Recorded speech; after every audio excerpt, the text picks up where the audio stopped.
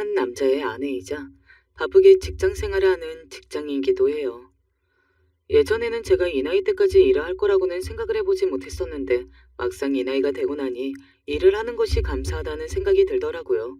바쁘게 사는 것도 복이라는 생각도 들고 말이죠. 물론 바쁘게 사는 것에 대한 단점도 있기는 합니다. 일평생 일을 하는 엄마를 둔 덕에 저희 아이들은 제대로 엄마 밑에서 자랐다, 뭐 그랬던 시절이 없어요. 대부분의 시간을 저희 엄마가 아이들을 봐주셨습니다. 그래서 저희 아이들도 저보다 외할머니를 더 따르기도 하고 말이죠. 엄마한테는 굉장히 미안하고 감사한 부분이 많아요. 나이가 들면 저와 함께 살자고 나중에 못다한 효도를 다하겠다고 했지만 엄마는 제가 딸이라 그런 것들을 부담스러워 하셨어요. 박서방이 장모랑 같이 사는 걸 좋아할 리가 있나? 그 사람도 엄마한테 늘 고마워해. 그니까 괜찮아. 말은 그렇게 해도 또 그게 아니다. 장모랑 같이 사는 사위가 얼마나 된다고. 늘 이렇게 말씀하시면서 말이죠. 뭐 엄마의 마음도 이해가 되지 않은 건 아닙니다. 아무래도 사위와 함께 사는 게 불편할 수 있으니까요. 뭐 며느리보다는 말이죠. 엄마는 자식들에게 신세를 지기 싫어하셨습니다. 뭐 대부분의 부모님이 그러시겠지만 저희 엄마는 유독 더 심하셨어요. 그래서 나중에 사정이 생겨 남동생의 집에 들어가야 했을 때도 상당히 부담스러워하셨던 게 기억이 납니다. 저희 엄마는 남동생이 모시고 살았거든요. 이렇게 된 건 다 그만한 사정이 있기는 했습니다. 엄마가 재산을 조금 가지고 있는 게 있으셨어요. 아버지 보험금이랑 원래 사시던 집이랑 뭐 이것저것 해서 5억 정도를 갖고 계셨습니다. 그런데 어느 날 엄마가 저에게 조심스럽게 묻더군요. 너무 서운해하지 말고 들어라. 너한테 한 푼도 안 주겠다는 게 아니고 정윤이한테 좀 많이 줘야 할 것 같다. 얘가 지금 하는 일에 문제가 생긴 모양이더라. 엄마는 정말 미안했어요. 네가 아무리 여유가 있다고 해도 이런 말 서운해할 거라는 걸 너무 잘 안다. 그래도 애가 힘들다는데 애미가 돼서 모른 척을 할 수가 없구나. 한동안 고개를 들지 못하고 재산 대부분을 남동생에게 주겠다고 말하는 엄마를 보고서는 서운한 마음보다도 그냥 마음이 정말 많이 쓰였던 것 같아요. 엄마가 그걸로 자식들의 눈치를 본다는 것과 남동생에게 다 주고 나면 엄마는 앞으로 어떡하지 하는 걱정 말입니다. 내가 엄마 모시고 살 거야? 네, 형님. 저희가 어머니 정말 잘 모실게요. 그러니까 걱정하지 마세요. 남동생과 올케가 그렇게 이야기하기는 했지만 걱정이 안 되는 것은 아니었습니다. 남동생 부부는 제 기준으로 봤을 때 그렇게 믿을 만한 어른들이 아니었거든요. 그 나이를 먹어서도 부모님에게 손을 벌려야 하는 일을 벌인 것만 봐도 알 수 있는 거잖아요. 그래도 한 가지 믿음 같은 게 있기는 했습니다. 누나, 나 못 믿어? 믿지는 못하지. 착한 건 알아도. 남동생은 착한 아이였어요. 당시에 제 생각만으로는 그랬습니다. 물론 지금은 아니라는 것을 알고 사람도 변할 수 있구나 하는 걸 알게 되기는 했습니다만 그때는 남동생과 올케가 아직 철은 덜 들었어도 착한 사람들이라는 생각을 하고 있었어요. 그러니까 저도 엄마를 그들에게 맡긴 거겠죠. 너희 집에는 내가 염치가 없어서 절대 못 간다. 엄마가 저희 집에는 절대 오시지 않으시겠다고 엄포를 놓으신 것도 있고 말입니다. 마음 같아서는 정말로 모셔오고 싶었어요. 지금 생각하면 그때 어거지를 부려서라도 모셔왔었어야 하는 건데 하는 후회만 됩니다. 남동생과 올케는 정말 잘 모시겠다고 거듭해서 저에게 이야기했어요. 아마 저도 그래서 안심을 했던 것 같습니다. 그리고 이제 나이가 50이 다 되어가는 어른들인데 어련히 알아서 잘할 거라는 생각도 했고 말이죠. 나이가 든다고 다 어른이 되는 것고 나이가 먹었다고 다 철이 드는 것도 아니라는 걸 그때는 몰랐습니다. 이쯤에서 남동생과 올케 이야기를 잠깐 하고 넘어가야 할 것 같네요. 그리고 그 두 사람이 어쩌다 빚을 지게 되었는지도 말입니다. 원래 남동생은 멀쩡히 잘 다니던 회사가 있었어요. 올케도 그 시기에 만났습니다. 그런데 올케의 주변에는 뭐랄까 제가 느끼기에는 헛바람이 든 사람들이 많았어요. 뭐 사업을 해서 성공을 했네, 투자를 해서 성공을 했네, 그런 사람들 말이죠. 원래 그런 사람들이 주변에 많으면 물들기 마련이잖아요. 제가 여러 번 이야기했었습니다. 물론 사업을 해서 성공을 하면 좋고 투자를 하면 나쁜 거야 없지만 그래도 많이 보고 공부도 하고 안정적이라고 생각이 되는 곳에만 하라고 말이죠. 그리고 절대라는 건 절대 없으니 쓰면 안 되는 최소한의 돈은 빼놓고 사업이든 투자든 하라고 말이죠. 저는 남동생이 늘 걱정이었거든요. 하지만 되게 그렇듯 그런 동생들은 말을 듣지 않는 법이죠. 동생은 여러 번 돈 문제로 사고를 쳤었어요. 뭐 집안을 완전히 날려먹을 뻔한 정도로는 치지는 않았지만 그래도 꽤나 큰 액수의 금액을 여러 번 날려먹었습니다. 아마 그 돈을 그렇게 해먹지 않았다면 남동생 부부는 지금보다 더 잘 살았을 테고 또 엄마한테 그렇게 손을 벌릴 일도 오지는 않았겠죠. 뭐 이미 다 일어나 버린 일, 쓸모없는 가정이긴 하지만요. 그래도 지들 자식들에게는 끔찍했습니다. 저도 그런 모습 보고서 나쁜 인간들은 아니다. 아직 철이 덜 들었을 뿐 하는 생각을 했던 거기도 하고요. 올케는 원래 집안이 조금 잘 살던 집안이라고 했습니다. 그래서 그런지는 몰라도 씀씀이도 컸고 제가 봤을 때 허영심도 있는 편이었어요. 뭐 주변에 친구들이 원래 잘 살던 시절에 친해지고 만났던 친구들이 많으니 아무래도 그럴 수밖에 없다고 생각하기는 했지만 말이죠. 올케의 아버지가 보증을 잘못 서면서 가세가 기울었다고 했습니다. 그래서 뭐 원래는 자신이 물려받을 수 있는 재산이 수십억이었다며 입에 거품을 물고 이야기했던 것도 기억이 나네요. 친정과는 거의 절연을 한 걸로 알아요. 친정에서 돈을 빌려달라고 올케에게 연락을 자주 했었다고 들었거든요. 그런 주변의 상황치고 나름대로 그 두 사람은 적정선을 지키며 살아가고 있다고 그 당시에는 그렇게 생각했었습니다. 물론 지금은 아니라는 걸 그 누구보다 잘 알고 있지만요. 아, 저와 저희 남편에 대해서도 잠깐 이야기를 해볼게요. 저는 공무원입니다. 그래서 비교적 다른 직장 대비 아이를 키우면서 다니기 쉬웠어요. 그리고 남편은 중견기업의 임원이었습니다. 원래 대기업에 다니던 사람이었는데 스카우트를 받고 회사로 옮긴 뒤 지금 임원을 달고 있어요. 뭐 월급도 많고 일도 그전보다 스트레스를 덜 받으면서 하고 있습니다. 본인이 굉장히 만족스러워해요. 뭐 저희 부부가 잘 버는 거 외에도 저희 시댁의 재산이 꽤 있는 편이기도 합니다. 이미 물려받은 것들도 있고 앞으로 물려받게 될 재산도 꽤 많은 편이고요. 그래서 저희 부부는 막말로 돈 걱정은 없어요. 아이들에게도 저희 노후는 걱정하지 말고 니들 앞가림이나 잘해라 라고 당당히 이야기할 수 있을 정도로 말입니다. 그런 저희 집안 사정을 남동생 부부가 뻔히 알고 있으니 당연히 저희 집에도 몇 번 손을 벌린 적이 있기는 합니다. 저는 사실 그 돈이 아까워서 안 빌려준 건 아니었어요. 한 번이 두 번이 되고 세 번이 되는 건 정말 쉬운 일이잖아요. 그래서 해주지 않았어요.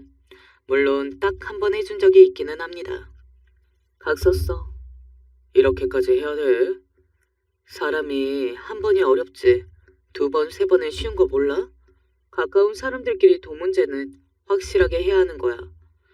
나 이거 너한테 안 받을 생각으로 주는 거야. 대신 만약에 나한테 한 번 더 돈 요구하면 빌려준 거에 2배로 이자 쳐서 갚아. 그거 각 썼어. 그때 꽤 목돈을 빌려줬었거든요. 2억 정도 되는 돈이었습니다. 말함 그대로 안 받을 생각으로 빌려준 돈이었어요. 대신 앞으로도 절대 없다고 못을 박았고요.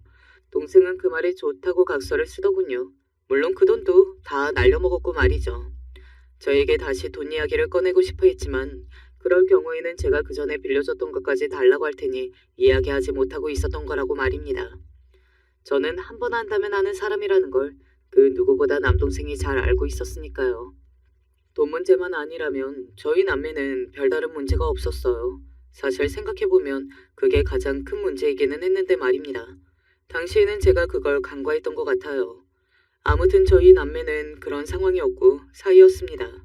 남동생네가 자잘한 사고들을 꽤 많이 친 거 대비 사이가 나쁘지는 않았어요. 그리고 올케가 성격이 싹싹한 편이라 중간에서 잘했고 말이죠. 뭐 말뿐인 인간이었지만 말입니다. 그래, 그러면 엄마한테 잘해. 너는 정말 잘해야 하는 거 알지? 당연하지. 내가 못하면 천벌받지. 그걸 모를까? 그리고 저는 남동생이나 엄마에 대한 마음이 끔찍할 거라고 저는 그렇게 생각했어요.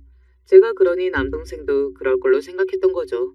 사람 마음이라는 게 다 같을 수는 없는 건데 말입니다. 형님, 제가 평소에 어머니한테 한 거 보셨잖아요. 저만 믿으세요. 어머님 모시고 재밌는 곳 많이 다니면서 남들이 다 부러워할 만한 며느리 꼭 되어드릴 테니까. 참, 말은 번지르르하게 잘하는 사람이었어요. 다 말뿐인 사람들 아시나요? 딱 저희 올케가 그런 사람이었습니다. 그때도 어느 정도는 알고 있었는데 그래도 그 말 속에 조금이라도 진심이라는 게 있을 걸로 생각했거든요. 초반에는 좋았습니다. 엄마도 처음 남동생네 가고 얼마가는 정말 좋아하셨어요.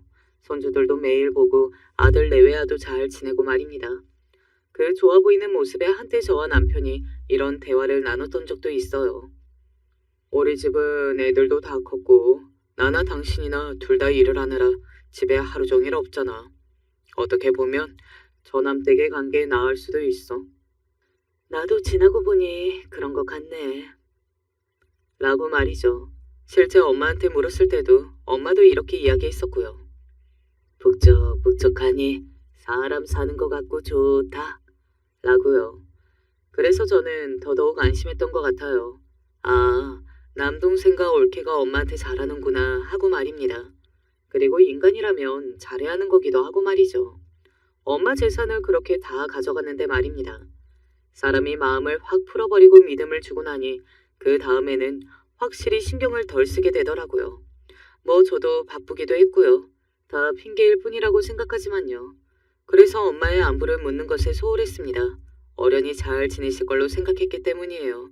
그리고 초반에 제가 남동생네 부부를 제대로 믿지 못해서 자꾸 의심하면서 엄마의 안부를 물었던 것에 대한 미안함 같은 것도 있었고 말이죠. 한 달에 50만 원씩 제가 생활비를 보냈었거든요. 올케한테 말이죠. 그리고 엄마를 모시고 있는데 생활비 같은 게 아무래도 더 들 테니 말입니다.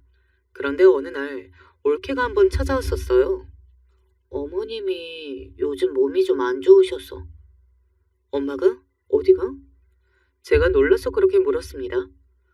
어머님이 형님한테는 절대 말하지 말라고 하셔서 저도 입 다물고 있었는데 요즘 몸이 안 좋으셔서 병원에 다니세요. 이것저것 검사도 하고. 근데 저희 처지 아시잖아요. 병원비도 아무래도 부담이고 또 어머님 기력이 안 좋으시니 좋은 것도 드시게 해야 하는데. 그렇게 이야기하면서 돈을 달라고 하더군요.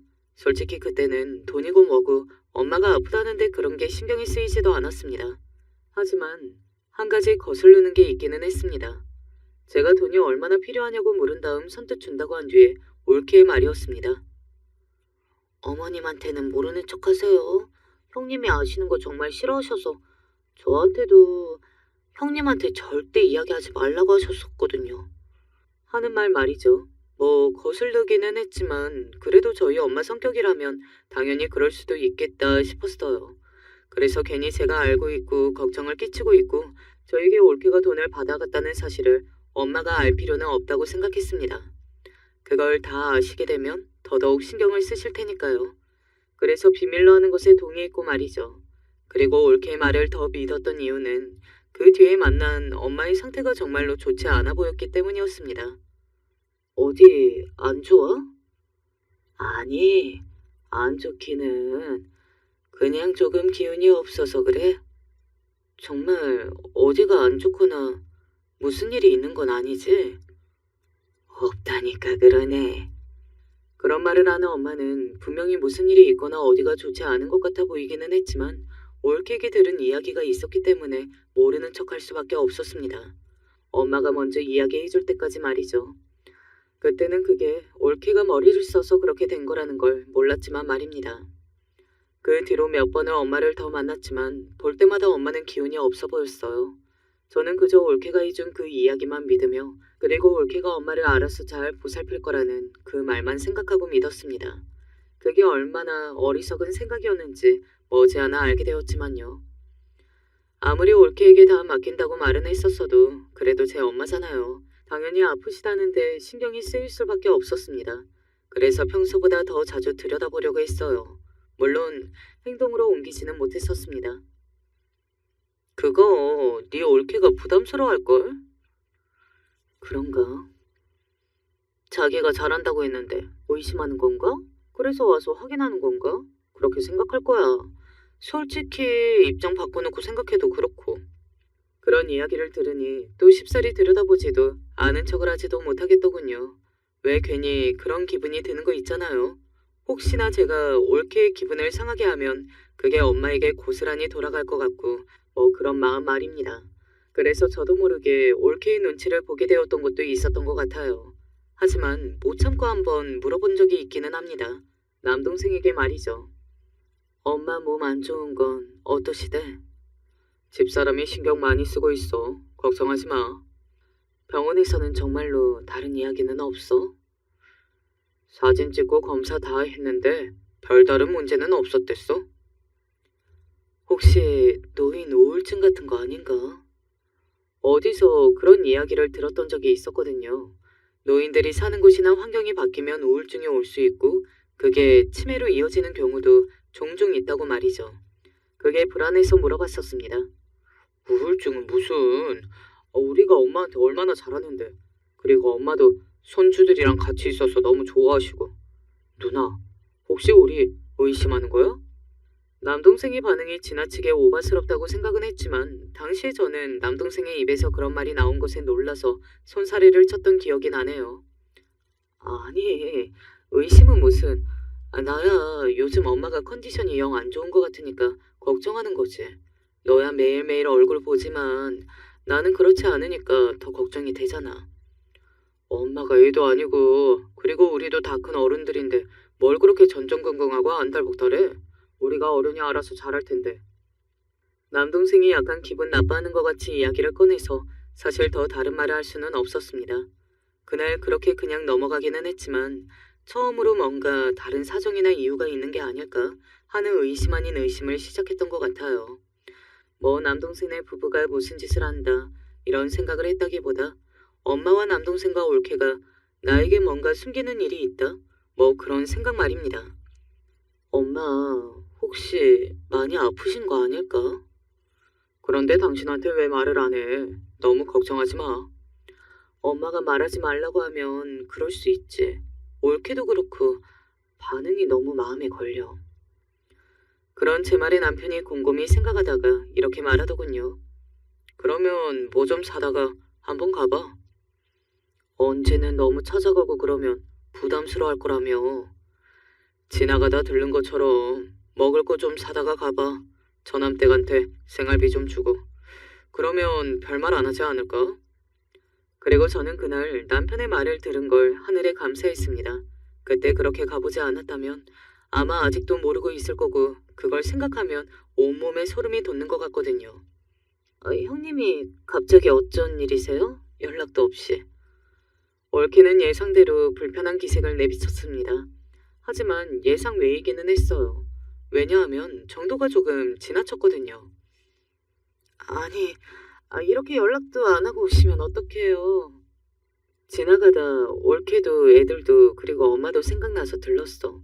맛있는 것도 샀고 또 올케한테 할 이야기도 있고. 그런 건 전화로 하면 되지. 그렇게 말하며 궁시렁궁시렁하는 올케의 모습은 평소와는 조금 달라 보이기는 했습니다. 아니, 어쩌면 그게 본 모습이었겠지만 말이죠. 그래도 늘 씩씩하게 웃으며 이야기하던 것과는 달리 팍 찡그린 얼굴과 살살 맞은 말투는 저조차도 당황하기에는 충분했으니까요. 엄마가 매일 그런 올케의 모습을 상대해야 했을 걸로 생각하면 저는 지금도 속이 꽉 막히는 기분이 들어요. 엄마는? 방에서 주무세요. 들어가신 지 얼마 안 되셨으니까 깨우지 마세요. 요즘 밤에 통잠을 못 주무셔서 힘들어하셨거든요. 그 이야기를 듣는데 또 걱정이 확 되더라고요. 원래 눈만 감으면 잠이 쉽게 드시던 분이 대체 잠까지 제대로 못 잘 정도로 어디가 그렇게 안 좋은 건가 싶어서 말이죠. 저는 일단 엄마를 확인해야 했기에 올케의 마음을 풀어주려 사온 것들을 내밀었습니다.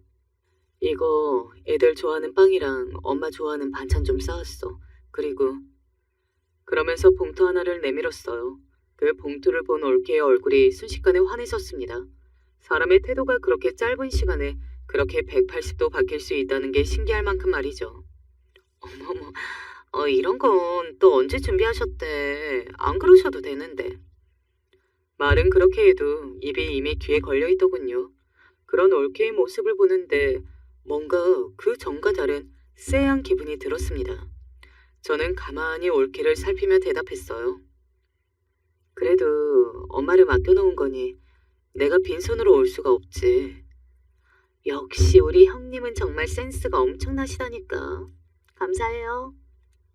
그렇게 이야기하는데 조금 전과는 표정이며 말투며 기본적으로 저를 대하는 게 너무 다르다는 생각이 들었던 것 같기는 해요. 저는 그런 올케의 태도에 더더욱 제 안에 의심 아닌 의심을 키워갔고 말이죠. 하지만 그 자리에서 바로 그런 티를 낼 수는 없는 노릇이잖아요. 뭔가를 본 것도 들은 것도 아닌데 말입니다. 엄마 자는 것만 살짝 보고 갈게. 괜찮지? 네네, 그러세요. 올케는 제가 준 봉투에 관심이 다 쏠려 있었습니다. 저는 재빨리 엄마가 있는 방으로 들어갔어요. 엄마는 이불을 뒤집어 쓰고 있었습니다. 뭔가 직감적으로 알 수 있었어요. 엄마는 지금 잠이 든 게 아니라는 사실을 말입니다. 엄마, 안 자지? 엄마는 그런 제 말에 잠시 아무런 반응이 없다가 조용히 이불을 내렸습니다. 저는 그런 엄마의 눈을 보고 확신할 수 있었어요. 엄마에게 지금 차마 말 못할 어떤 일이 일어나고 있다는 것을 말입니다. 형님, 저 잠깐 이 앞에 나갔다 올게요. 이따가 가세요. 올케는 그런 저에게 문 밖에서 그런 이야기를 한 뒤 어디론가 나가더군요. 올케가 그렇게까지 행동하니 저도 제가 괜한 사람을 의심하고 있나 하는 생각을 했던 것 같습니다. 하지만 나중에 알았죠. 올케는 엄마가 저에게 말을 하지 않을 거라는 확신이 있었기 때문에 그렇게 대담한 행동을 할 수 있었다는 사실을 말입니다. 엄마, 무슨 일 있지? 빨리 말해. 무슨 일이 무슨, 아무 일 없어.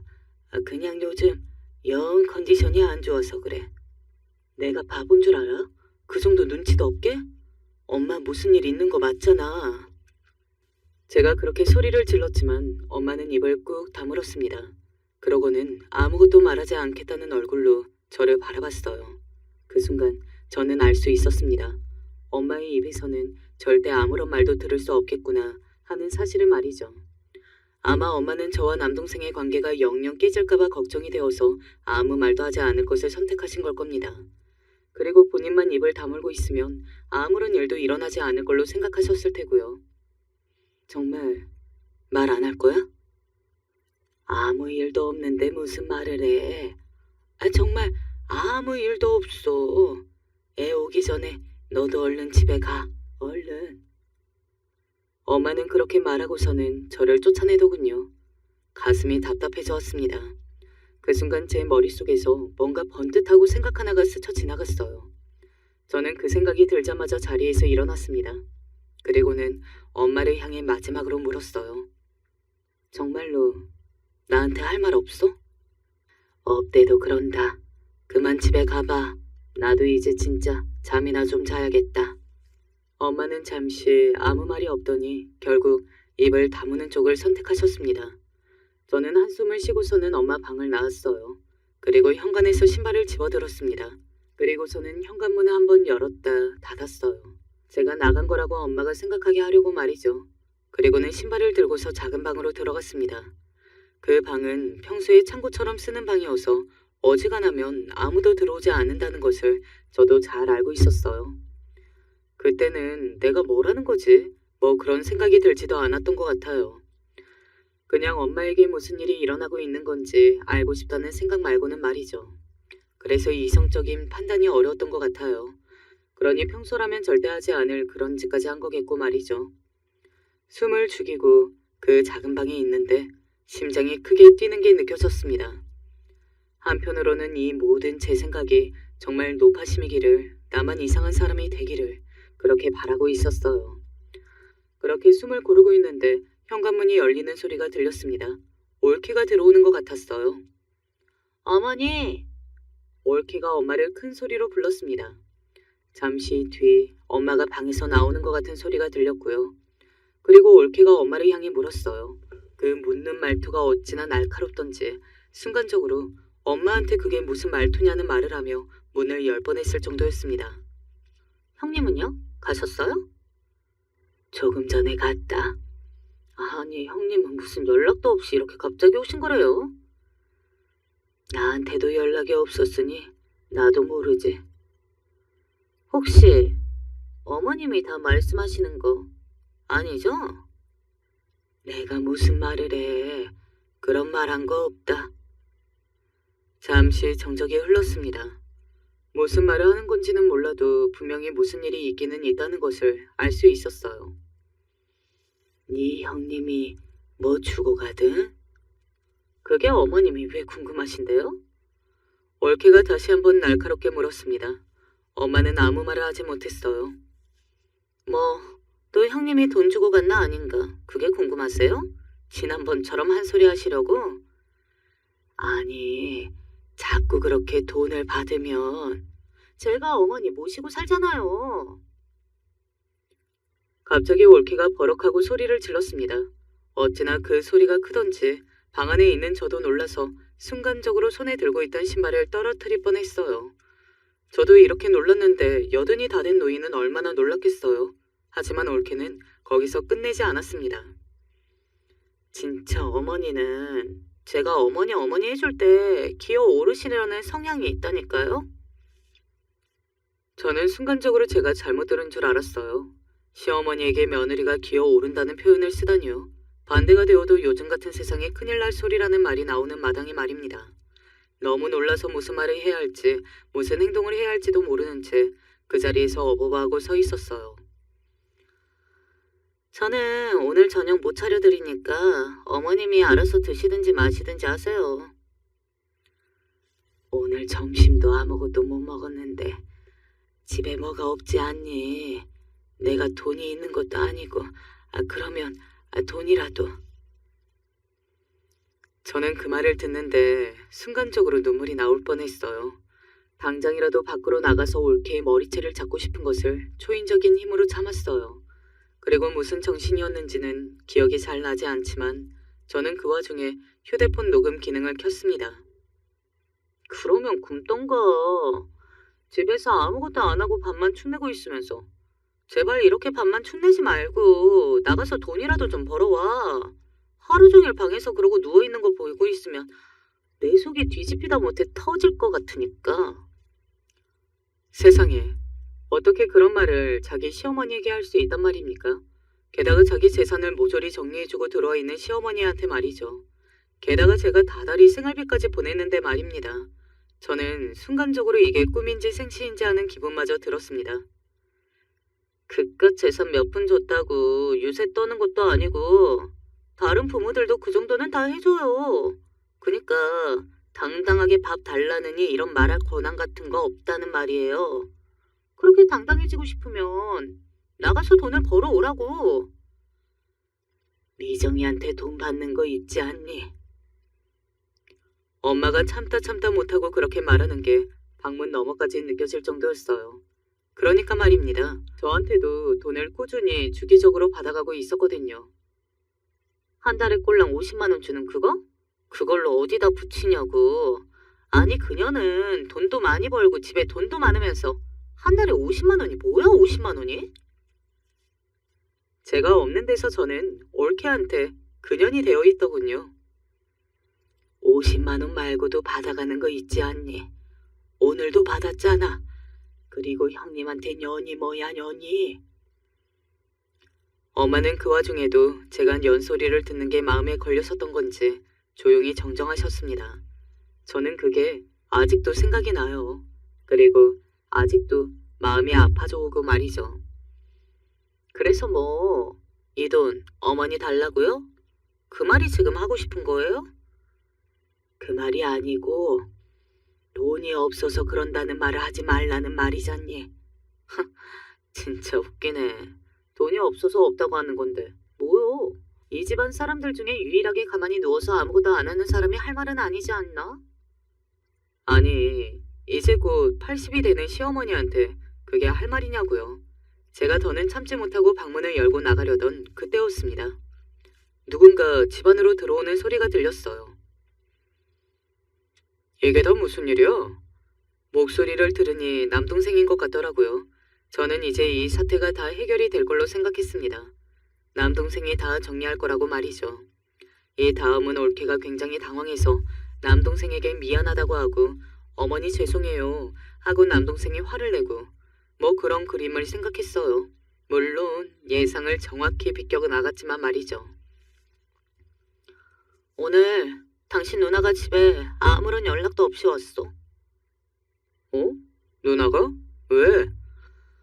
보나 마나 뻔하지. 지 엄마 내가 잘 모시고 있나 아닌가 감시하러 온 거 아니겠냐고. 누나가 뭘 알고 온 거야? 어머니, 누나한테 무슨 말 했어요? 아니, 아무 말도 안 했다. 했으면 내가 가만뒀겠어? 거기서 한번 놀랐습니다. 남동생에게 아무렇지 않게 시어머니를 가만뒀겠냐고 말하는 그 말의 말입니다. 그건 남동생도 알고 있다는 말이잖아요. 엄마가 올케에 의해 함부로 대해지고 있다는 것을 말입니다. 근데 당신은 왜 이렇게 화가 났는데? 그리고 아무렇지 않게 올케에게 묻는 남동생에게 두 번 놀랐고요. 밥 해내라잖아, 이 할망구가. 어머니는 왜 이 사람한테 밥 이야기를 하세요? 가만히 누워있는 본인이 알아서 좀 해드시지. 그리고 거기서 저는 더 이상 참을 수가 없었습니다. 그대로 문을 박차고 나갔어요. 그리고 거실에 있는 그 세 사람 앞으로 저벅저벅 걸어갔습니다. 남동생과 올케 그리고 엄마 세 사람 모두가 놀란 얼굴로 저를 바라봤어요. 너 안 갔어? 엄마가 굉장히 놀라서 그렇게 말했습니다. 올케와 남동생도 한동안 놀란 얼굴로 저와 엄마를 번갈아 봤어요. 먼저 말을 꺼낸 건 올케였습니다. 왜 거기서 나오세요? 지금까지 저희 대화 몰래 엿듣고 있었던 거예요? 엿들어? 그래, 그럴 만하니까 엿들었다. 왜? 이상하다 생각은 했지만 이 정도일 줄은 내가 상상도 못했다, 이년아. 저는 그대로 올케의 머리채를 붙잡았습니다. 올케는 놀라서 소리를 깨악 하고 질렀어요. 이게 지금 뭐 하는 짓이에요? 뭐 하는 짓? 너는 우리 엄마한테 뭐 하는 짓이냐, 이년아? 누나 미쳤어? 내가 하고 싶은 말이다. 너는 지금 제정신이야? 어느 미친놈이 자기 엄마를 이렇게 대하는 년을 가만두고 보는 걸로도 모자라. 거들어? 어? 네가 그러고도 인간이야? 어? 저는 나머지 한 손으로는 남동생의 머리채를 잡아 쥐었습니다. 그 순간 올케가 저를 확 하고 밀었고 저는 바닥에 넘어졌어요. 아니 진짜 미치셨나? 미쳐? 그래 미쳤다. 너는 그러면 내가 이 꼴을 보고도 제정신일 수 있을 걸로 생각해? 어? 그리고 너는 그러면 제정신이냐? 어? 그깟 돈 몇 푼 줬다고 지금 유세 떠나본데? 그래 그거 내가 다시 주면 될 거 아니야. 그러니까 너도 네 엄마 데리고 나가. 하루 종일 방 안에 누워있는 늙은이 보는 것도 짜증나 죽을 뻔했는데 잘 됐네. 엄마를 모시고 가는 거야 당연한 일이었습니다. 하지만 그 전에 할 말은 해야 했어요. 그리고 따져 묻고 싶은 것도 있었고요. 엄마 재산 받아가기 전에는 세상에서 제일 효도할 것처럼 지들이 모신다고 해놓고 뭐? 인제 와서 방 안에만 누워있는 게 꼴보기 싫어. 다달이 돈을 받아가는 것도 모자라 엄마 아프다고 찾아와서는 돈 달라고 했던 주제? 그래 그거 다 돌려준다잖아. 더럽고 치사해서. 너 나한테 준 돈 다 계산해서 청구서 보내. 내가 다 돌려줄 테니까. 그리고 네 엄마 데리고 가고.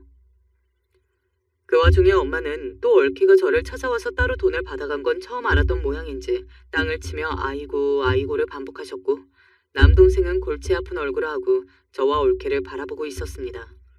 사실 그 모든 상황에서 제일 죽이고 싶었던 사람은 다름 아닌 남동생이었어요. 아마 이런 비슷한 상황을 겪어보신 분들이라면 공감하실 수 있을 겁니다. 며느리야 100번 양보해서 남의 집 식구라 그렇다 쳐도 지는 아들이잖아요. 그런데 어떻게 지가 엄마한테 이럴 수가 있느냐는 말입니다.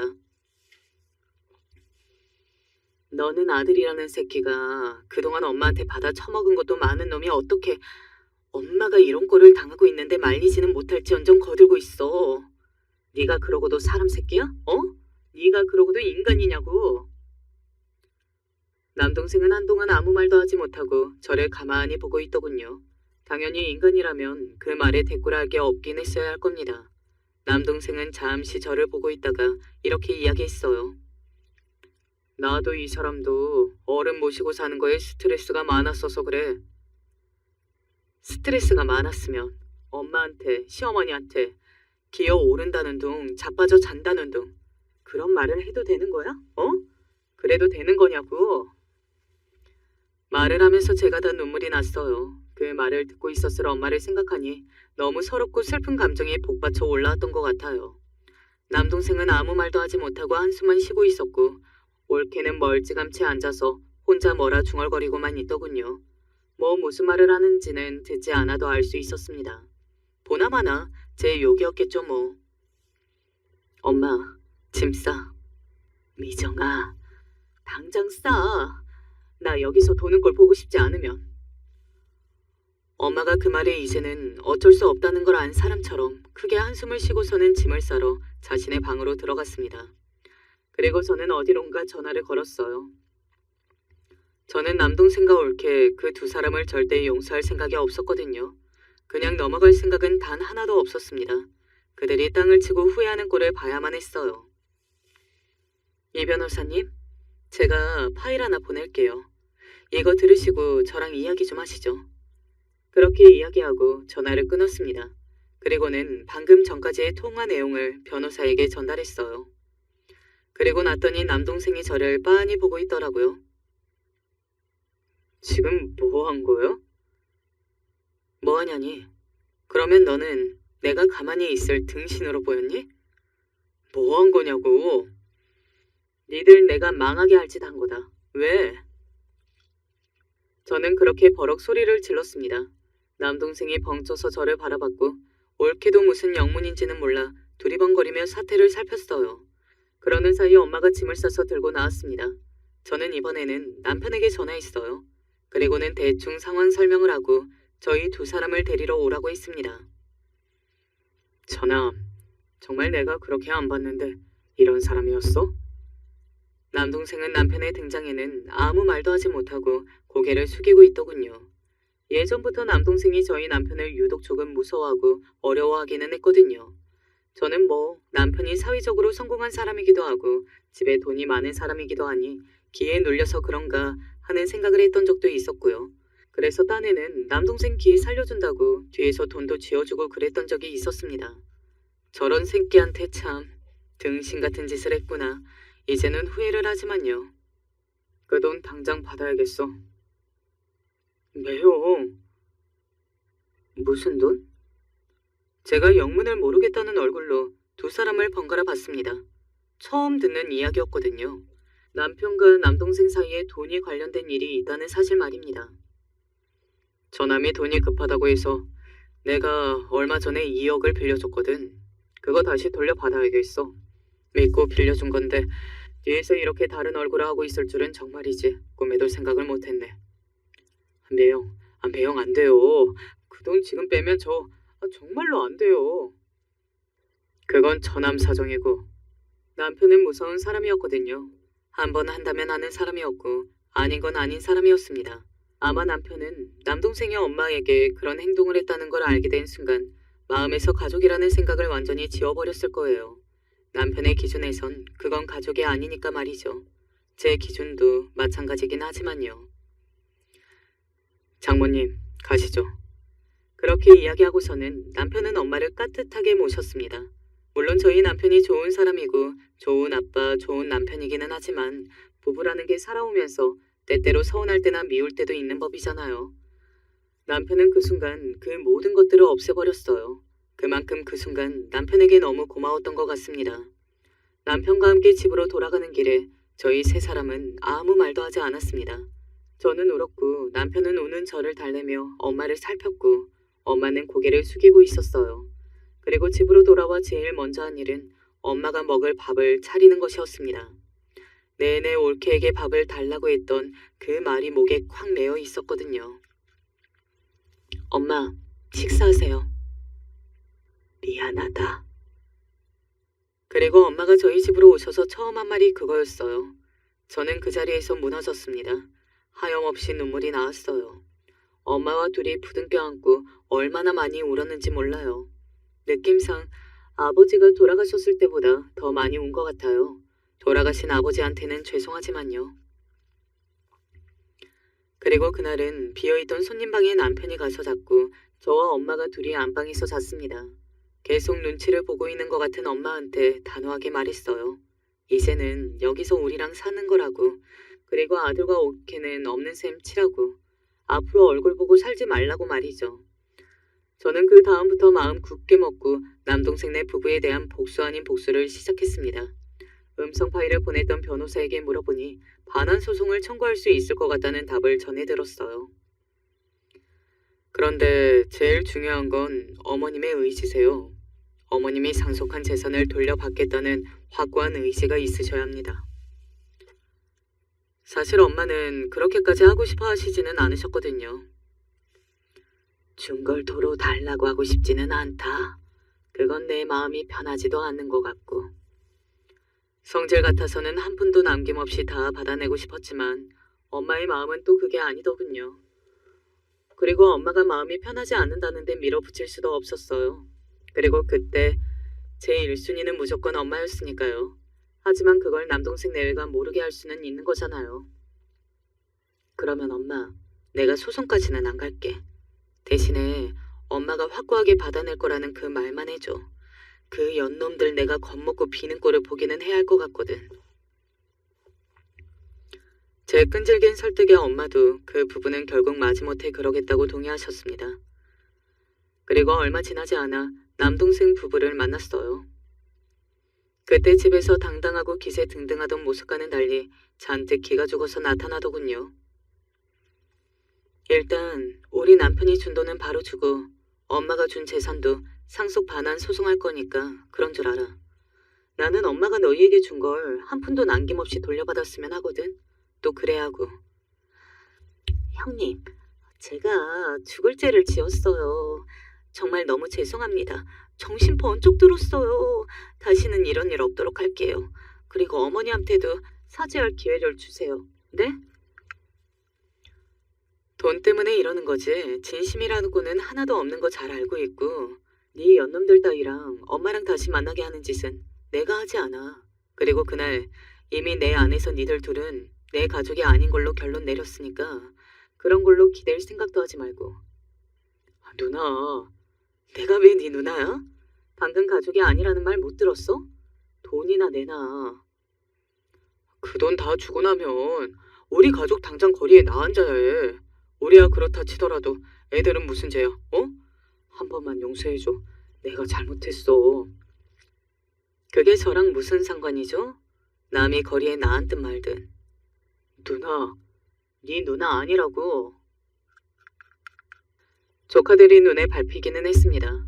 하지만 그런 이유로 봐주는 척이라도 했다가는 정신을 하나도 차리지 못하고 다시 그런 짓을 반복할 게 뻔했어요.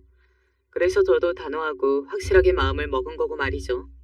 애들이 나중에 정 갈 곳이 없으면 애들은 내가 챙기든 말든 그건 그때 가서 생각하고 나는 니들한테 다 받아내야겠으니까 그런 줄 알아. 알겠어? 그때였습니다. 올케가 갑자기 다리를 꼬면서 한쪽 눈을 치켜뜨더군요. 그래, 어디 한번 마음대로 하세요. 제가 어머님 성격을 몰라요? 막말로 우리가 거리에 나앉는다고 하면 그걸 가만히 두고 보실 양반이시냐고요. 엄마의 성격을 누구보다 잘 알고 그걸 이용하려는 올케를 보는 순간 다시 이성을 잃었던 것 같아요. 아니 정말 어떻게 그런 인간 말종이 다 있을 수 있느냐고요. 남의 약한 마음을 이용하는 거 정말이지 악마 아닌가요? 그래, 어디 한번 두고 보자. 할 수 있는지 아닌지. 그리고서는 자리에서 일어섰습니다. 더 이상 그 연놈들의 얼굴을 보고 싶지도 않았거든요. 정말 더 있다가는 한 대 칠 것 같은 기분도 들었고요. 그런데 그때였어요. 내가 이혼하면. 남동생이 그렇게 버럭 소리를 질렀습니다. 제가 의외의 말에 놀라서 다시 돌아봤어요. 놀란 건 저뿐만이 아니더군요. 올케도 놀란 얼굴로 자기 남편인 제 남동생을 바라보고 있었습니다. 내가 이혼할게. 그러면 되는 거지? 야, 너 미쳤어?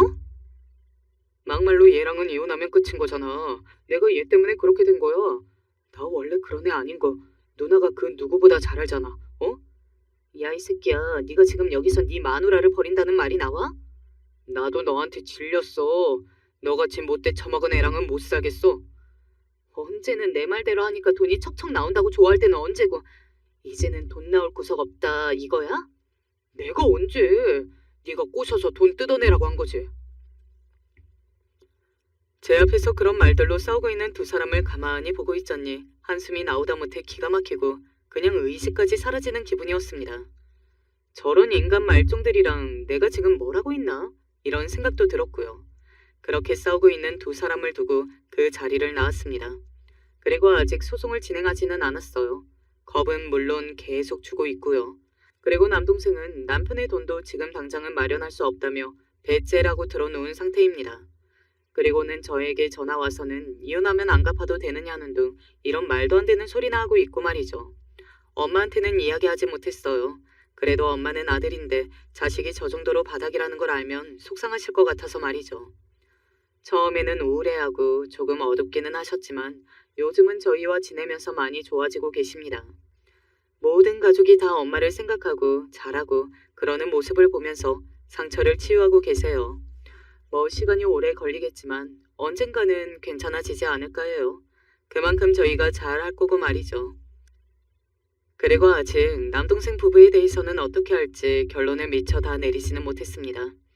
사실 그래서 이곳에 사연을 보낸 것도 있어요. 어떻게 하면 좋을지 보다 많은 분의 의견을 듣고 싶어서 말입니다. 제 이야기 들으시는 분들이 해주시는 말들을 듣고 싶기도 했고요. 그러니 댓글로 많은 의견 남겨주세요. 제가 꼭 다시 와서 다 보고 앞으로 어떻게 하면 좋을지 결정을 내리는데 도움이 될 수 있게 말입니다. 의견 남겨주시는 분들께 미리 감사하다는 말도 전할게요. 저는 이제 그만 사연을 마무리해야 할 것 같습니다. 아직 완전히 마무리가 안 되어서 마음이 무겁기는 하지만 그래도 이것 또한 시간이 약이라는 생각으로 하루하루 엄마와 잘 지내보려고요. 제가 그럴 수 있게 많이들 응원해주세요. 마지막까지 제 이야기 들어주셔서 감사합니다. 언제나 건강하고 행복하세요. 안녕하세요. 제가 이렇게 사연을 보내는 건 저희 시어머니 이야기 좀 해보려고 해요. 재미있게 끝까지 들어주실 거죠? 글재주가 너무 없어 두서가 없을 수도 있어요. 그래도 최대한 노력해볼게요. 시아버지랑 시어머니는 정말 누가 봐도 금슬이 좋은 인고 부부였습니다. 제가 남편과 결혼하기 이전에도 동네에서 제일 사이좋은 부부하면 여는 신혼부부들 다 제치고 저희 시어머니와 시아버지를 고르는 사람들이 많다고 할 정도였죠. 처음 남편과 연애할 때 시아버지랑 시어머니 이야기를 들으면 그래도 노부부인데 금술이 좋아봤자 얼마나 좋을까? 하고 생각했었습니다. 하지만 연애 기간이 점점 길어지면서 결혼 이야기가 나오기 전에도 몇 번씩 놀러가는 겸해서 시아버지와 시어머니를 뵈러 갔었는데 정말 센판 남이나 다름없는 제가 그 자리에 있던 없던 신경도 쓰지 않고 시아버지는 계속해서 시어머니 볼에 뽀뽀를 하면서 너무 예쁜 우리 여보 하면서 웃었고 시어머니는 조금 부끄러운 듯 보였지만 그럼에도 시아버지가 하는 행동을 전혀 말리지 않고 그저 수줍은 듯 웃기만 했습니다. 아휴, 우리 예비 며느리가 놀라겠어요. 주책이라고. 에헤이, 놀라긴. 얘야, 너희들도 혹여나 결혼하게 되면 나중에 꼭 이러고 살거라, 우리처럼. 부부는 뭐니 뭐니 해도 금술이 좋아야 해. 그래야 세상 만사가 다 잘 풀리는 거야. 네, 아버님. 조금 당황스럽긴 했지만 어쩐지 제겐 그 풍경이 무척 좋아 보였어요. 저도 정말 저렇게 살고 싶다는 생각도 들었고요. 그리고 그 모습을 직접 보고 나니까 알겠더라고요. 두 분이 왜 그렇게 동네에서 인꼬부부로 소문이 났는지. 남편 말을 들어보니까 밖에서도 그렇게 애정행각을 거리낌 없이 하고 다니신다고 했습니다. 말도 마. 밖에선 아버지가 엄마 손을 놓는 법이 없어. 추우면 기다리라고 근처 편의점에 가서 따뜻한 음료 사서 손에 쥐어주시고 얼마나 사랑을 주시는지. 엄마도 마찬가지야. 아버지가 눈에 안 보이시면 얼마나 불안해하시는데. 예전에 아버지가 잠시 1박 2일 낚시하러 가셨는데 그 시간 동안 우리 엄마가 오죽 아버지가 보고 싶으셨으면 못 참고 아버지 있는 곳으로 가셨다니까. 와, 신기하다. 자기야, 근데 젊으셨을 때부터 그렇게 금술이 좋으셨던 거야? 근데 아버지가 젊었을 적엔 출장이 많으셨대. 그래서 두 분이 같이 있고 싶어도 못 그럴 때가 많았는데 그때부터 두 분이 더 애틋해지셨나 봐. 제가 지금 남편과 결혼 생활을 결심하게 된 계기 중 하나가 바로 시부모님이었어요. 가정 환경이라는 게 엄청 중요하잖아요. 남편은 어렸을 때부터 늘 서로 죽고 못 살 정도로 아끼는 시부모님을 보면서 자랐을 테니까 만약에 그런 남편이랑 결혼한다면 저 역시 남편과 그렇게 화목하고도 행복한 가정생활을 유지할 수 있을 거라고 생각을 했습니다. 실제로 남편과 한창 연애를 할 때 결혼관에 대해서 이야기를 하면 남편은 자신이 누구랑 결혼을 하든 꼭 평생 행복하게 해줄 거라는 다짐을 가지고 식을 올릴 거라고 했죠. 다른 사람이 했다면 그냥 말만 번지르르 하는 거 아닌가 싶었겠지만 제가 봐온 시부모님이 있기 때문에 남편의 그런 이야기 역시 절대 거짓이 아닐 거라고 생각했습니다. 게다가 그런 남편과의 결혼이 기대되었던 또 다른 이유가 있습니다. 화목한 가정 환경 속에서 살았던 남편과 달리 저희 부모님은 그렇게 사이가 좋지 않았습니다. 속된 말로 콩가루 집안이라고 하죠. 그래도 제가 어렸을 때까지는 그럭저럭 나름대로 부부라고 불릴 수도 있을 정도였지만 제가 초등학교에 들어가고 나서부터 두 분은 각자 바람을 피는 상대가 한 명씩 있었습니다. 민수가 오늘 엄마 나가서 늦게 들어올 거니까 아빠랑 같이 있어. 아빠랑? 엄마 언제 오는데? 뭘 꼬치꼬치 물어. 그냥 늦어. 아빠랑 밥 시켜 먹고 있어.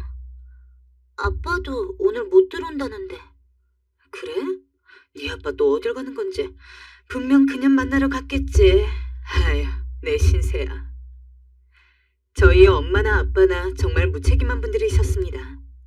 엄만 아빠가 바람피는 상대를 제 앞에서 대놓고 입에 올렸고 그러면서 본인도 나가 바람을 피워댔습니다. 한 번은 제가 너무 어렸을 적 엄마가 아빠가 아닌 다른 남자와 한 침대에 있는 끔찍한 광경을 보고 충격을 받은 적도 있었죠. 그때 아마 한 달 동안 밥도 제대로 못 먹고 혼자 시름시름 앓았던 것 같아요. 근데도 엄만 그걸 대수롭지 않게 생각했습니다. 덕분에 저는 그 사이에 거의 방치된 것이나 다름없게 자랐죠. 그러다 결국 두 분은 제가 중학생이 되던 해에 이혼을 했고 저는 누구도 저를 떠맡기 싫어하는 분위기 속에서 강제로 어머니에게 가서 성인이 될 때까지 자라야 했습니다. 엄마, 나 문제집이 필요한데 용돈 좀 주면 안 돼? 문제집 그거 얼만데? 10,000원 정도? 아이고, 문제집 값이 왜 이리 비싸? 새아빠한테 달라 그래. 새아빠? 싫어. 엄만 당시 새아빠랑 재혼을 하는 상황이었는데 새아빠는 폭력적이고 이상한 사람이었어요. 툭 하면 제가 자기 돈을 가지고 나갔다고 의심했고 어느 날인간 저를 구석으로 몰아세우더니 돈을 훔쳤다고 몰아세우더군요. 분명히 자기가 도박이든 뭐든 엄한 데에 탕진했으면서 말입니다. 저 안 가져갔어요. 이게 바른 대로 말하네? 새아빠의 그런 삼엄한 눈초리 속에서 저는 숨도 제대로 쉬지 못하고 자라야 했습니다. 그리고 20살이 되자마자 기다렸다는 듯 집을 나왔죠. 어머니가 그러기를 원하기도 했지만 저 역시 저를 반기지 않는 집에 있고 싶지 않았습니다. 어머니는 저를 돌보는 것보다는 당시 새아빠 몰래 만나고 있던 남자와 약속을 잡고 나가는 것이 더욱 중요했고 저도 어머니가 저를 좋아하지 않는다는 것을 알고 있었기에 처음 어머니와 둘이 살게 된 이후부터 반드시 나가 사는 것을 목표로 열심히 살았습니다. 그 결과 20살이 돼서 집을 나올 수 있었고 그때의 아픔 때문인지 연애를 하게 되더라도 정말 무조건적으로 사랑만 주고받는 관계가 너무 좋더라고요. 아무튼 그간 만난 사람 중에서 가장 결혼 상대로 좋았던 것이 지금의 남편이었고 다행히 제대로 된 부모도 없는 저를 시부모님이 예쁘게 봐주셔서 무사히 남편과 결혼을 할 수 있었습니다. 비록 여건상 바로 분가를 해서 신혼집을 따로 얻어 살지는 못했지만 시부모님과 함께 사는 재미도 나름 쏠쏠했어요. 어머님, 아버님이 오늘 어머님 무슨 옷 입고 나가실지 슬쩍 물어보라고 하던데요. 커플로 입고 나갈 거라고요. 아이고, 그 양반도 참 주책이야. 오늘 하얀 꽁무니 블라우스 입고 나간다고 전해주렴. 네, 알겠어요, 어머님. 정말 저랑 남편이 연애할 때보다도 깨가 쏟아지는 시부모님 덕분에 저는 매일같이 두 분이 오늘은 어떻게 깨를 볶으면 살까 이런 생각만 하더라도 하루가 금방 지나갔어요. 두 분이 결혼한 지 거의 40년 가까이 되었다는데 시어머니 말을 들어보면 젊을 때 연애할 적에도 이렇게까지 다정했다고 하니까 정말 시아버지는 한평생을 시어머니에게만 올인한 분이셨습니다. 또 시부모님은 저에게도 무척이나 잘해주셨어요. 며느라, 오늘 우리 바깥 양반이라 꽃나들이 갈까 하는데 너도 같이 갈래? 날씨가 좋은데 바람도 쐬고 하자꾸나. 저 거기 껴도 돼요? 아휴, 그럼 당연히 껴도 되고 말고 우리 며느리인데. 걱정 말거라. 오늘은 적당히 할 테니. 네, 좋아요, 어머님. 시부모님이 데이트하실 때 가끔 가다 저를 껴주시곤 했는데 그때마다 제가 두 분의 딸이 된 것 같기도 하고 또 다른 사랑을 받는 것 같아 기분이 좋더라고요. 또 제가 어떻게 살아왔는지 잘 알고 계셔서 특히나 시아버지는 절 무척 안쓰럽게 생각하셨어요. 아가, 네가 고생이 참 많았을 게야. 내가 다 알지는 못하지만 이젠 우리 가족이 됐으니 행복할 일만 남았어. 마음 푹 놓고 우리 하루하루 즐겁게 살자꾸나. 아버님은 제가 새아빠와 엄마 사이에 끼어 살아온 시간이 가끔 안타깝고 안쓰럽다고 하셨어요. 그래서인지 시어머니한테 하시는 것처럼 제게도 무척 다정하고 자상하게 대해주시곤 했습니다. 어딜 가나 예쁜 머리핀이 있거나 하면 시어머니 거 사오는 김에 제 것도 사다 주시곤 하셨죠.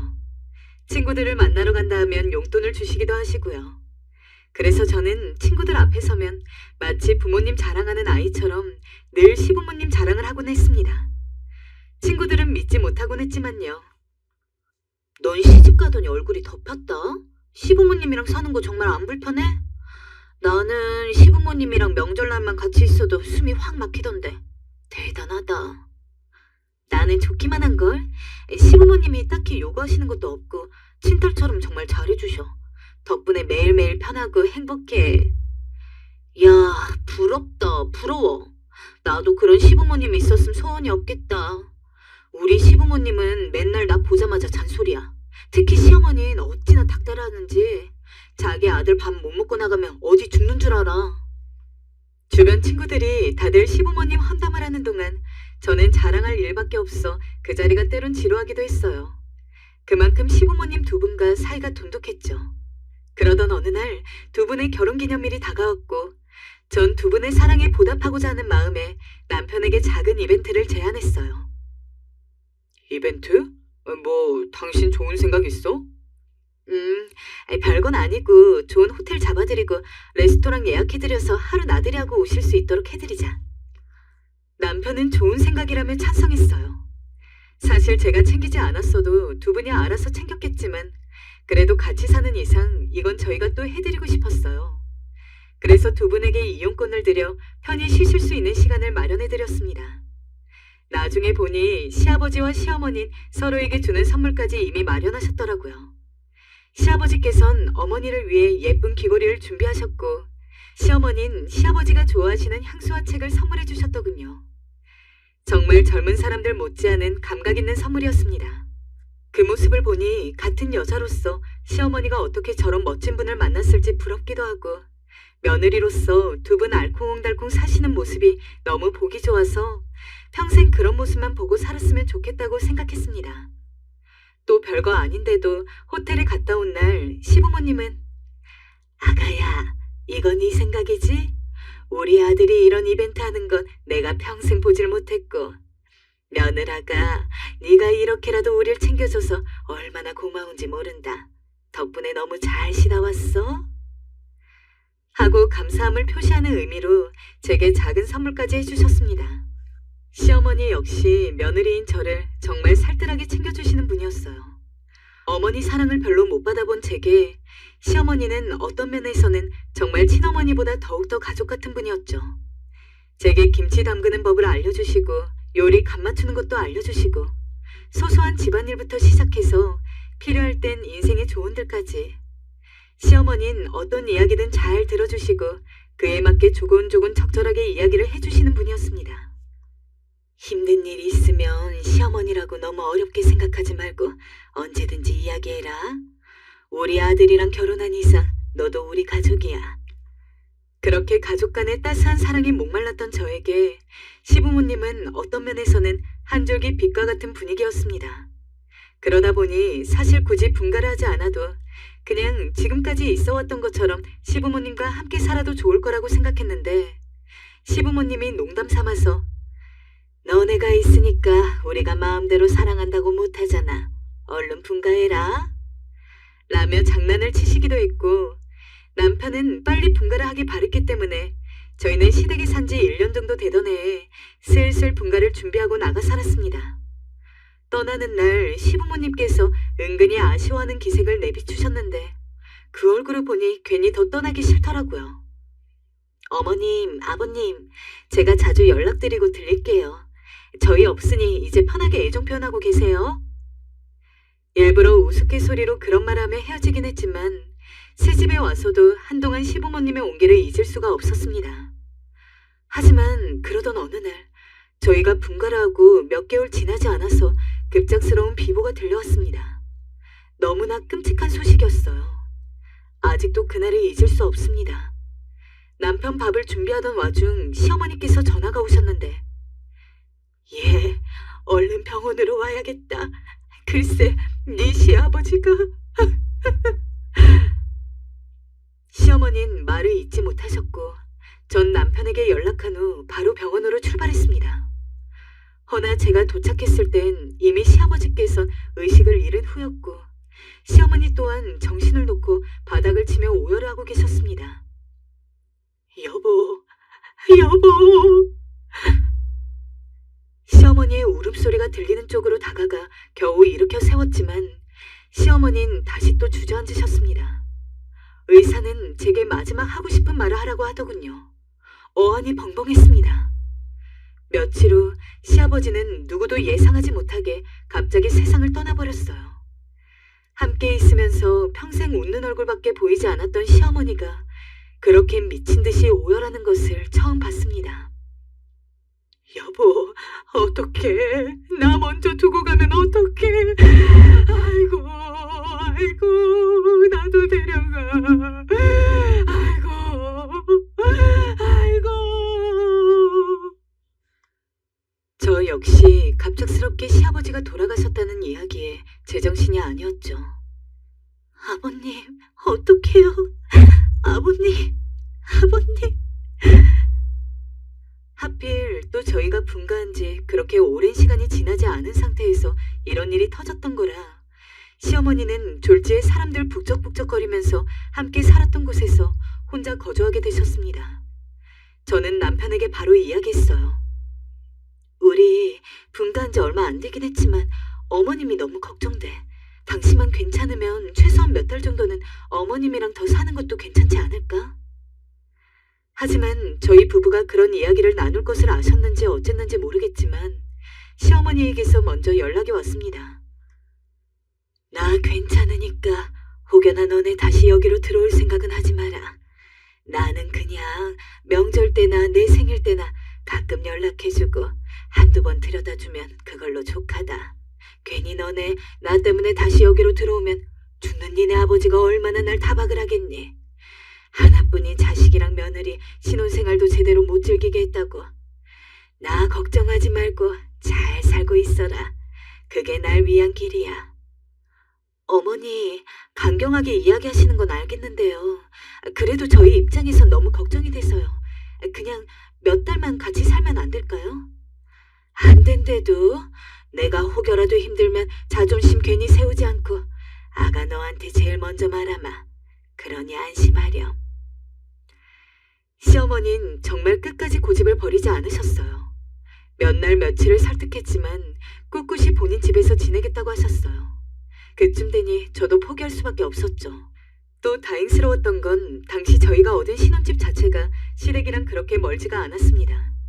그래서 최대한 자주 찾아뵙는 것으로 타협을 보고서 알겠다고 한 뒤 저희도 저희 나름대로 시아버지를 잃은 아픔을 추스렸습니다. 하지만 장례식이 끝나고 일주일도 채 안 된 시점이었습니다. 제가 거실에서 TV를 보고 있는데 갑자기 밖에서 비밀번호를 누르는 소리가 나더라고요. 처음 한 번은 그냥 집을 잘못 찾은 사람인가 보다 하고 넘겼는데 거의 3번 넘게 비밀번호를 틀리면서도 계속해서 제 차 번호를 입력하려고 키를 삑삑 누르는 소리가 들리는데 정말 전신에 소름이 돋더라고요. 하다못해 남편이랑 같이 있었으면 둘이 함께 무서워했겠지만 하필 그날 남편이 오랜만에 친구들과 술 약속이 있어서 저녁을 먹고 들어온다고 했던 날이었어요. 여자 혼자 집에 있는데 갑자기 그런 식으로 누군지도 모를 비밀번호 소리가 들리니까 소리도 못 지르겠고 미치겠더라고요. 게다가 인터폰 역시 고장이 난 상태라 밖에 누구인지 확인할 수도 없었습니다. 누구세요? 누구세요? 말을 하세요. 경찰에 신고할 겁니다. 겁이 났지만 계속 그런 식으로 있을 수는 없어서 큰 소리로 누구냐고 소리를 질렀습니다. 그랬더니 비밀번호 소리가 뚝 멈추더라고요. 한참을 그 상태로 가만히 숨죽이고 있었는데도 밖이 조용하길래 슬쩍 문을 열어봤습니다. 근데 문을 여는 중에 뭔가 문을 막고 있는 것처럼 툭 걸리자마자 정말 기절할 뻔해서 소리를 막 질렀습니다. 그러다가 어둠 속을 뚫고 자세히 보니까 실루엣이 너무나 낯익었습니다. 슬쩍 고개를 들이밀어서 꼼꼼히 살펴보니 세상에 저희 시어머니더라고요. 시어머니는 술을 많이 드셨는지 잔뜩 술 냄새가 나는 몸을 하고서는 저희 집 현관문에 기대어서 주무시고 있었습니다. 이게 무슨 일인가 싶어서 시어머니를 힘겹게 끌고 들어와서는 침대에 눕혀드렸죠. 시어머니는 침대에 누우면서도 계속 몸이 불편하신지 신음소리를 흘리셨고 급기야 화장실로 달려가기도 전 침대에 토라하고 말았습니다. 때마침 남편이 집에 들어와 이런 시어머니 모습을 보고 기절할 것처럼 놀라더군요. 아니, 술도 못 먹으시는 분이 이게 무슨 일이야? 그러니까 말이야. 아무래도 많이 힘드셨나 봐. 술 마시고 여길 찾아온 거 보니까. 전 그런 시어머니가 안쓰러워 몇 시간이고 옆에 있으며 깨어나길 기다렸어요. 그리고 몇 시간 뒤 잠에서 깬 시어머니에게 꿀물을 타다 드리며 어제 일 기억나냐 물었지만 시어머니는 아니, 내가 왜 여기 있대? 라며 본인이 저희 집에 오신 것을 전혀 기억하지 못했습니다. 어머니, 어떻게 오신지 하나도 기억이 안 나세요? 내가 왜 여기 있는 거니? 아니, 이 냄새는 또 뭐고? 나 토했니? 아유, 세상에, 이럴 수가.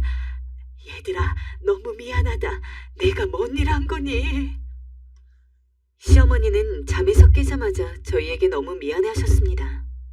하지만 뭐 집이 멀지 않기도 하고 술버릇이 있으신 건가 싶어서 계속해서 사과하는 시어머니에게 괜찮다고 하고 다음에는 위험하니까 꼭 집에 들어가셔야 한다고 신신당부를 한 다음에 시댁까지 모셔다 드렸습니다.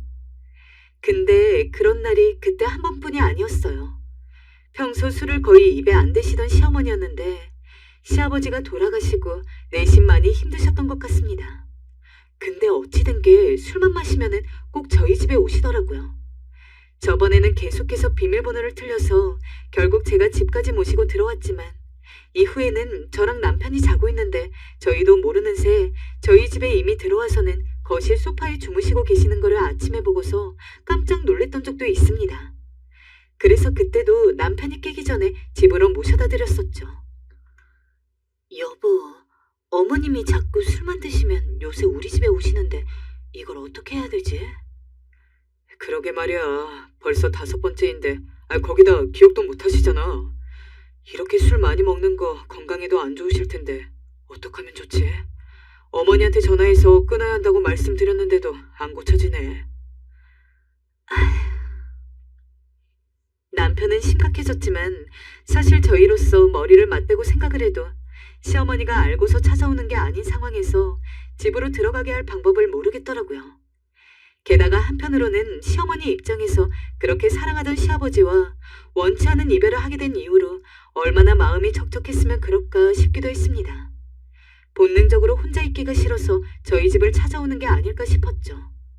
그래서 시어머니 술버릇을 고칠 방법에 대해서 이야기를 나누긴 했지만 결국에는 시어머니가 아직 많이 힘드시니까 우리가 조금 더 참고 버티자는 쪽으로 결론이 났습니다. 그래, 어머니도 이러다 마시겠지. 조금만 기다려드리자.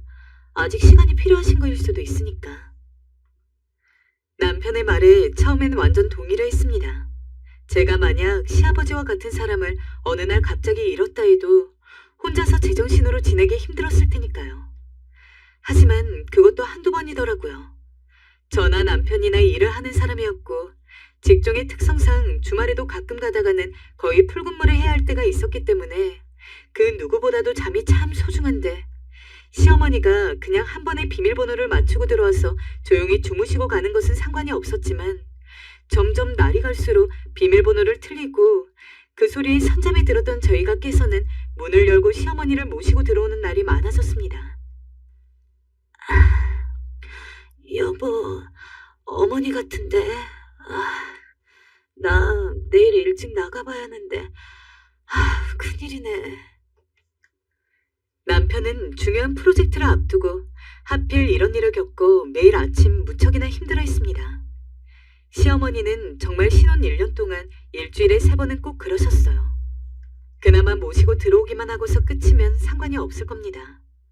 꼭 시어머니는 저희가 출근 준비를 한창 하고 있을 때 비척비척 일어나셨는데 어떻게 그런 시어머니한테 해장국 한 그릇 안 끓여드릴 수가 있겠습니까? 그러면 제가 꼭 몇 분이라도 짬을 내서 어떻게든 해장국을 끓여드리고 출근을 해야 했는데 그게 정말 무슨 하루 일과처럼 매일같이 지속되다 보니까 너무 힘들고 곤혹이었어요. 그러다 제가 묘안을 냈어요.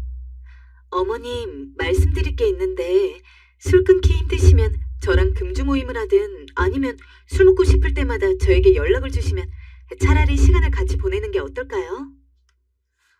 어머니께선 저에게 민폐가 될까 걱정하는 기색임에도 어쨌든 본인도 술을 끊고 싶으셨는지 알겠다고 하셨습니다. 그런데 문제는 어머니가 밤에 술을 안 드시니 이젠 낮에 드신다는 거였습니다. 제가 낮에 직장에 있으니 어쩔 수 없이 시어머니와 약속을 잡을 수가 없었고 그러다 보니 시어머니는 자신도 모르게 술 쪽으로 손이 가더라고 합니다. 나도 날 제어를 할 수가 없구나. 왜 그런지 모르겠다. 근데 뒤돌면 자꾸 생각이 나고 어느 날은 마음 먹고 싹 갖다 버리고 왔는데도 내가 쓰레기통을 뒤지고 있다라니까. 나도 미치겠다 얘들아. 시어머니의 애달픈 그 말씀은 정말이지 저희들에겐 하나의 과제이자 고민이었어요. 이대로 가다간 시어머니는 알코올 중독이 되실 게 뻔했고 어쩌면 그 과정을 지금 밟고 계신지도 몰랐습니다. 그렇게 생각하니 마음이 더 조급해져 여기저기 조언을 구했는데 그러던 와중 제 친구가 이런 말을 하더군요. 그 친구도 한때 부모님을 갑자기 잃고 무척 힘들어하다가 최근에서야 좀 정신을 차리게 된 친구였어요. 차라리 너희 시어머니 취미를 갖게 해드리는 게 어떨까? 운동을 나가시든 아니면 모임을 나가시든. 아무래도 지금 아버님 잃고 그 상실감이 무척 크실 거야. 그럴 때 혼자 내버려두면 안 돼. 운동을 하시든 뭐라도 해서 시간을 보내게 해야지. 안 그럼 계속 술로 푸실 거야. 얼핏 들어도 좋은 생각 같았어요. 그래서 전 바로 남편에게 이를 말했고 시어머니와도 상의했습니다. 시어머니는 취미? 글쎄, 내가 뭔 취미가 있었나 하고 어딘지 내키지 않으시는 것 같았지만 제가 일부러 더 적극적으로 밀어붙였어요. 어머님, 도예 해보고 싶다 하셨잖아요. 도자기로 컵 만들고 하는 거요. 전에 아버님 계실 때 저희에게 도예 카페 발견하셨다고 하시면서 거기서 수강생 받는다고 말씀하시던 거 기억 안 나세요? 그래. 기억난다. 네, 어머니, 차라리 도예 해보시는 거 어떠세요? 그리고 이왕 하는 거 어머님 해보고 싶었던 거 다 해봐요. 꽃꽂이도 해보고 싶으셨잖아요. 마침 제 친구가 꽃집을 하는데 저렴한 가격으로 수강생을 모집한대요. 제가 말해놓을게요. 도예든 꽃꽂이든 제가 권해드리는 거였기 때문에 비용도 저희 부부가 다 부담한다고 했습니다. 솔직히 저희 살기도 빠듯하긴 했지만 그런 게 뭐 중요하나요? 당시 저한텐 시어머니의 마음이 회복되는 게 더 우선이었기 때문에 이것도 해보시라 저것도 해보시라 쉴 새 없이 권해드렸어요. 처음에는 어느 정도 효과를 보는 것 같았습니다.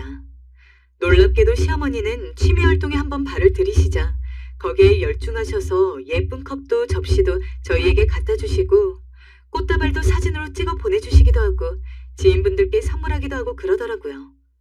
거기다 운동 삼아 수영을 하시겠다 하더니 스포츠 센터에도 등록하시고 그런 시어머니 모습을 보아하니 점점 아버님을 잃은 이 상실감에서 벗어나 회복하는 듯 싶었어요. 사실 만약 이 방법이 통하지 않는다면 최후의 방법으로 저희 집에서 모실 걸 생각하고 있었는데 어쨌든 어머니께선 다행스럽게도 본인이 알아서 마음을 추스르고 일어나고 계셨습니다. 어머님, 요즘 기분 어떠세요? 괜찮으세요? 요즘은 아가 네 말대로 바빠서 그런지 오는 날도 적고 몸이 피곤해서 밤엔 잠도 잘 오는구나. 다행이에요, 어머님. 앞으로도 아버님 그리우시거나 마음 힘드시면 언제든 연락 주세요. 그래, 그럴게. 아, 나 이제 센터 들어가야 해서 먼저 끊으마. 가끔가다 전화하면 어머님 목소리가 예전보다 눈에 띄게 밝아진 것도 확인할 수 있었습니다. 모든 게 생각대로 굴러간다 싶었죠. 하지만 이른 명절날 일어났어요. 저희가 어머니 좋아하시는 석류즙 세트를 들고 집을 찾아갔는데 글쎄 상상치도 못한 광경을 마주하게 된 거였죠. 니들 왔니? 바로 어머니께서 술에 잔뜩 취해 몸도 가누지 못하고 거실 바닥에 드러누워 계신 모습이었습니다. 어찌나 놀랐던지 저도 남편도 당황해 순간 할 말을 잃었어요. 나중에 정신 차린 어머니께서 저희에게 그간 거짓말에 미안하다 사과했지만 남편은 그런 어머니가 답답했는지 목소리를 높이고 말았어요. 어머니, 솔직히 말씀하세요. 지금까지 얼마나 술을 드시고 있으셨던 거예요? 서너 번. 서너 번이나요? 그럼 도회며 수영이며 취미활동은 어떻게 되신 거예요? 나가시긴 한 거예요? 가긴 했는데 끝나니까 다시 술 생각이 나더구나. 알고 보니 꽃꽂이도 그렇고 도회도 그렇고 수강기간이 다 끝났다고 하더라고요. 그 뒤 적적하신 나머지 다시 술을 찾으신 거고요. 남편도 이제는 제대로 심각성을 느낀 것 같았습니다. 저도 진짜 답도 나오지 않은 상황에 막막했어요.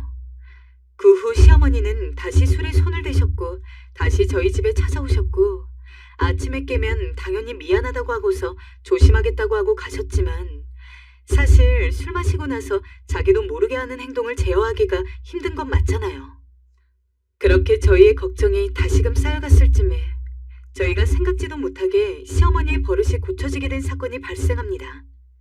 그때는 저희가 몇 달간 진행하던 프로젝트 때문에 남편이고 저고 평일 주말 안 가리고 매일같이 야근하고 늦게 들어오던 때였어요. 그러다가 일이 마무리되고 성과금도 두둑히 받은 다음 처음으로 제대로 쉬는 주말이었습니다. 남편이랑 저랑 둘 다 금요일에 들어오자마자 우리 주말에는 정말 죽은 듯이 잠만 자는 거다 라고 서로 약속까지 한 다음에 알람도 전부 다 꺼버리고 진짜 말 그대로 시체처럼 잠을 잤어요. 금요일날 빠르게 퇴근을 하고 들어오자마자 잤으니 아마 오후 9시부터 잠에 들었을 겁니다. 거의 11시간을 넘게 한 번 안 깨고 자다가 화장실이 가고 싶어서 제가 대충 아침 8시쯤에 한 번 눈을 떴던 것 같습니다. 너무 오래 자서 퉁퉁 부어가지고 앞이 제대로 보이지도 않는 눈을 하고서는 어찌어찌 벽을 더듬더듬 거리며 화장실 불을 켜고 문을 열었는데 순간 저 기절할 뻔했어요. 어머니! 여보! 여보! 시어머니가 화장실에 널브러진 채로 쓰러져 계신 거였습니다. 그러고 그냥 계신 거였으면 말도 안 해요. 시어머니 몸이며 세면대며 화장실 바닥 타일이 온통 피바다였죠. 검붉은 색의 피가 사방에 가득한데 그 중간에서 미동도 안 한 채 쓰러져 있는 시어머니를 보니까 정말 그때까지도 꾸벅꾸벅 몰려오던 잠이 순식간에 싹 깨더라고요. 여보, 여보, 얼른 일어나봐. 어머님이 쓰러졌는데 화장실이 온통 피투성이야. 남편도 저처럼 죽은 듯이 자고 있었는데 급하게 자고 있는 남편까지 깨워서는 화장실로 데려갔습니다. 남편은 비몽사몽인 상태로 무슨 일이냐며 저를 따라서 걷다가 본인도 화장실 안 광경을 보고 화들짝 놀라더니 급하게 시어머니를 업고서는 차에 태우고 응급실로 향했죠. 평소 같았으면 저희가 잠기가 밝은 편이어서 시어머니가 비밀번호 누르고 들어왔을 때 깼을 겁니다. 근데 저나 남편이나 너무 피곤했던 나머지 그 어느 때보다도 골아 떨어져 있었는데 하필 그때 시어머니가 이 지경까지 온 거였죠. 차를 타고 가면서도 손이 덜덜덜 떨렸습니다.